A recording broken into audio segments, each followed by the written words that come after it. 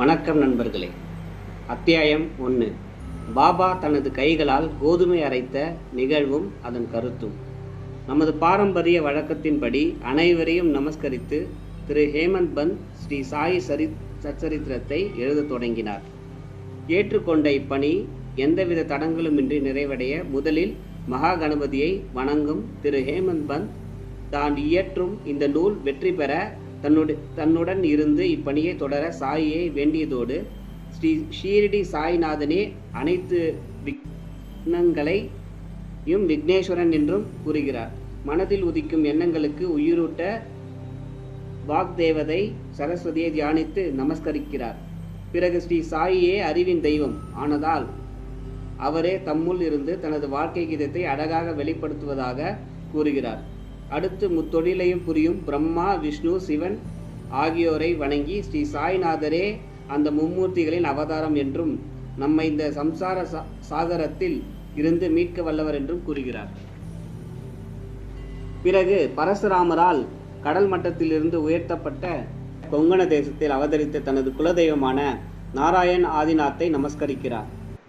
அதன் பிறகு தனது கோத்திரத்தில் அவதரித்த பரத்வாஜர் மகரிஷி மற்றும் யக்ஞவல்க்யர், பிறகு பராசரர், நாரதர் போன்ற பல ரிஷிகளை வணங்கி அத்துடன் இக்கால மகான்களாகிய நிவிருத்தி, ஞானதேவர், சோபன், முக்தாபாய், ஜனார்த்தனர், நாமதேவர், துக்காராம், கனகர், நரஹரி ஆகியோரையும் நமஸ்கரிக்கிறார்.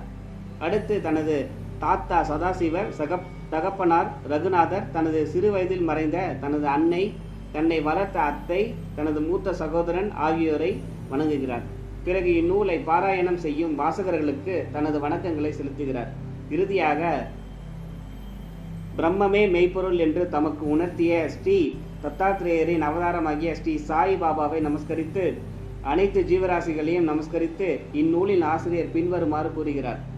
1919 ஒரு நாள் காலை சாய்பாபாவை தரிசிப்பதற்கு மசூதி சென்றேன். அங்கு கண்ட நிகழ்வு எனக்கு ஆச்சரியம் அளித்தது. முகம், கை, கால் சுத்தம் செய்த பின்னர் ஸ்ரீ சாய்பாபா ஒரு சாக்கை தரையில் விரித்து அதில் திருகையினை வைத்தார். தனது கஃப்னியை கை வரை மடக்கி கொண்டு முரத்தில் இருந்து சிறிது கோதுமத்தை திருகையில் வைத்து தானே திருகையை சுழற்றி கோதுமையை அரைத்தார். பிஷை எடுத்து உணவருந்தி எந்தவித மந்தபாசத்திற்கும் அகப்படாத பகவான் கோதுமை அரைக்க வேண்டிய அவசியம் என்ன என்று என்னுள் நினைக்கலானேன். அங்கிருந்த சிலரும் அவ்விதமே நினைத்திருந்தாலும் ஒருவருக்கும் பாபா எதற்கு செய்கிறார் என்று கேட்கும் துணிவு இல்லை. இச்செய்தி கிராமம் முழுவதும் பரவி கிராம மக்கள் பெரும் திரளாக அங்கே திரண்டனர். கூட்டத்தில் இருந்து 4 பெண்கள் வேகமாக பாபாவின் அருகில் வந்து அவரை ஒதுக்கிவிட்டு திருகையினை பற்றி பாபாவின் புகழ் பாடியவாறு மாவரைக்க தொடங்கினர். முதலில் கோபம் கொண்ட பாபா பிறகு அவர்களின் பக்தியை கண்டு புன்னகைத்தார். அப்பெண்மணிகள் மனதில் பாபா பிச்சை எடுத்து வாழ்வதாலும் குடும்பம் இல்லாதவர் என்பதாலும் அவருக்கு இந்த அளவு கோதுமை மாவு தேவை இருக்காது என்றும் அவர் கருணை படைத்த மனம் கொண்டவராகையால் இந்த மாவை தமக்கே அளிப்பார் என்றும் எண்ணி மாவை அரைத்த பின் அதனை 4 பங்குகளாக பிரித்து ஆளுக்கு ஒரு பங்கு எடுத்துக்கொண்டனர். இதனை பார்த்த பாபா கடும் கோபம் கொண்டார். அவர்களை பார்த்து, ஏன் இந்த மாவை எடுக்கிறீர்கள்? இதில் உங்களுக்கு எந்த அதிகாரமும் கிடையாது. உடனே அந்த மாவை கொண்டு போய் கிராம எல்லையில் கொட்டி விட்டு வாருங்கள் என்று சத்தம் போட்டார். இதனை கேட்ட பெண்கள் வெட்கி தலை குனிந்து தமக்குள் முணுமுணுத்து கொண்டே பாபா சொன்னதைப் போலவே மாவை கிராம எல்லையில் கொட்டி மசூதி திரும்பினர். பாபா ஏன் இப்படி செய்தார் என்று அங்குள்ள மக்களை நான் வினவிய போது கிராமத்தில் காலரா நோய் பரவி கொண்டிருப்பதால் அதனை எதிர்க்கவே பரிகாரமாக அவர் இப்படி செய்ததாக கூறினர். மேலும் அவர்களால் அரைக்கப்பட்டது கோதுமை அல்ல, கொடிய காலரா நோயாகும் என்றனர். அப்படி செய்த பின்னர் அக்கிராமத்தில் காலரா நோய் படிப்படியாக குறைய தொடங்கி மக்கள் மகிழ்ச்சி அடைந்தனர். அதனை கண்ட எனக்கு மட்டற்ற மகிழ்ச்சி ஏற்பட்டது. அதே சமயம் என்னுள் பல ஐயங்கள் இருந்தன. காலராவிற்கும் கோதுமை மாவிற்கும் உள்ள சம்பந்தம் என்ன? அவற்றின் ஒற்றுமை என்ன? எப்படி அவற்றை இணைப்பது? இவற்றிற்கான விடை தெரியவில்லை. உடனே பாபாவின் லீலைகளை அறிய முற்பட்டேன். பாபாவின் லீலைகளினால் தூண்டப்பட்ட என் மனம் அவர் சச்சரித்திரத்தை எழுத விடைந்தது. அவருடைய ஆசையினால் எனது இந்த முயற்சி வெற்றியடைந்தது.